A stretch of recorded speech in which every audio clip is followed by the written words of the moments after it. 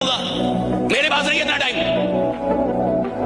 मेरे को आगे निकलना है, मैं खुद से कॉम्पिटिशन करता रहूं और मेरी औकात ही नहीं अभी कुछ।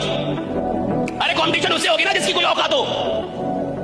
तो सारे सारे सारे साधारण लोग तुम्हें यही सिखाएंगे, खुद से कॉम्पिटिशन, खुद खाए, खुद यानी डरपोक हूं क्या मैं?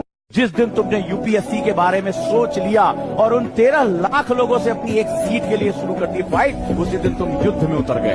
तुम्हारा कॉम्पिटिटर पिछली बार आईआरएस निकाल चुका है, यूपीएससी एक बार रैंक कम थी, इस बार आईएएस बनने का सपना देगा। तुम्हारी सीट खाएगा कि नहीं खाएगा मुझे बताओ।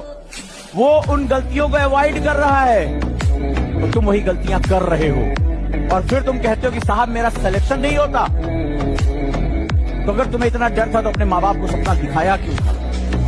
हर एक मुश्किल से टकराना है मुझको, जो मेरा है उसे पाना है मुझको। जहां सब चाहते हैं हार मेरी, वहीं से जीत के आना है मुझको। हर गरीब